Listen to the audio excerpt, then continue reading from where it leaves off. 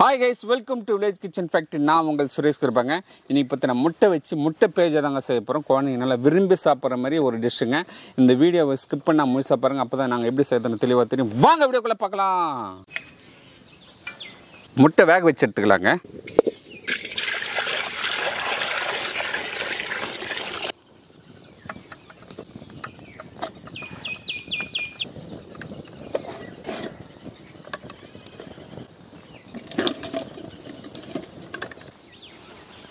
முட்டை பேஜுக்கு பார்த்தீங்கன்னா வெங்காயம் நல்லா கழுவிட்டு கட் பண்ணி எடுத்துக்கலாம்.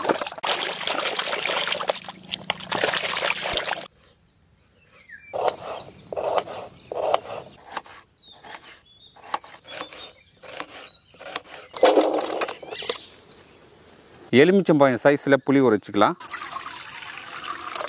ஒரு 10 நிமிஷம் அப்படியே உரிச்சோன்னா நம்ம கரைச்சி எடுத்துக்கலாம். வரமிளகாய் பார்த்தீங்கன்னா காம்பு கிள்ளிட்டு நைஸாக அரைக்காமல் நல்லா குறை அரைச்சி எடுத்துப்போம். ஜி பூம் பா இது போல் நல்லா குறைப்பாக அரைச்சி எடுத்துக்கலாம். முட்டை பார்த்தீங்கன்னா 7லேருந்து 10 நிமிஷம் வந்தால் போதுங்க. வெந்து இருக்கா இல்லையான்னு பார்த்துருவோம். பாருங்கள், முட்டை நல்லா வெந்து அப்படி வெடி போட்டுருக்கு பாருங்கள். இந்த டைமில் தோல் உரிச்சிடலாம்.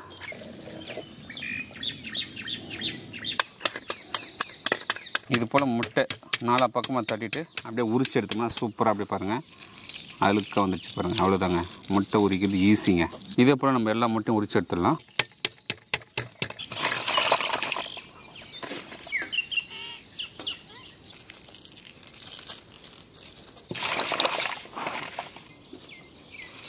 கடாய் வச்சிடலாம். கடலை எண்ணெய் இல்லைன்னா தேங்காய் எண்ணெய் சேர்க்கலாம்.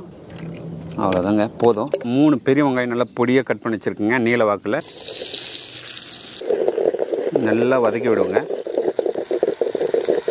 இந்தளவுக்கு வறுத்த போதுங்க, இறக்கிடுவோம். அடுத்தது கருவேப்பிலை பொரிச்சு எடுத்துக்கலாங்க. கருவேப்பிலை நல்லா வதங்கிடுச்சுங்க, அதையும் எடுத்துடலாம்.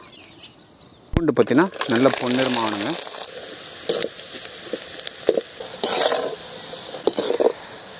இதை அப்படியே வார வச்சு நம்ம நல்லா உடச்சி எடுத்துடலாம்.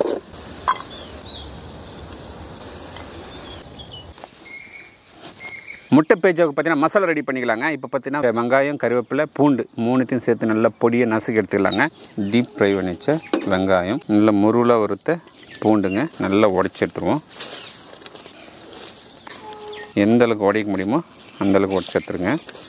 குறைப்பாக அரைச்சி எடுத்த வரமிளகாய் சேர்த்துலாங்க.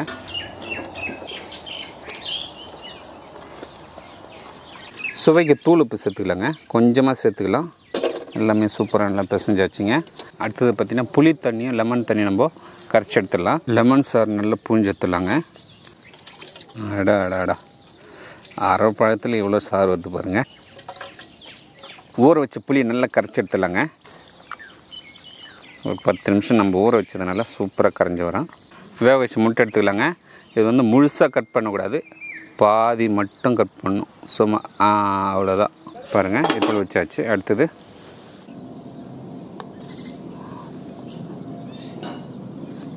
புளி தண்ணி ஒரு 1/2 ஸ்பூன் சேர்த்துக்கலாம்.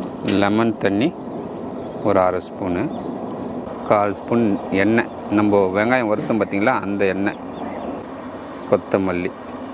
இது எல்லாத்தையும் வச்சு சாப்பிட்டோமா, அடாடாடா செம்ம டேஸ்ட்டாக இருக்குங்க. வாழ்க்கையிலே இது போல் சுவை நீங்கள் சாப்பிட்ருக்க மாட்டீங்க.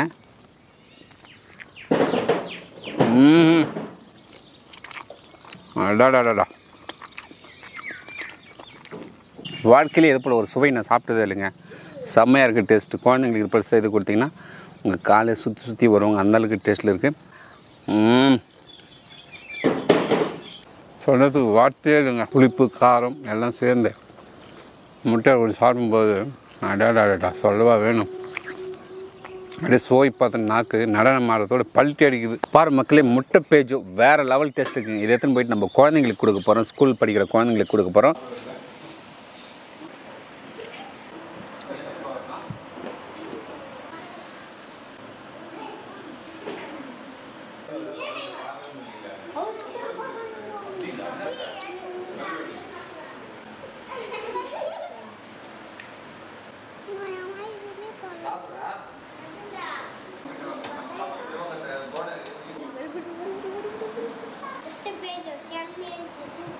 இந்த வீடியோ பிடிச்சிருந்தா ஃப்ரெண்ட்ஸ் அண்ட் ஃபேமிலி ஷேர் பண்ணுங்க. அடுத்த வீடியோ பார்க்கலாம். பாய்.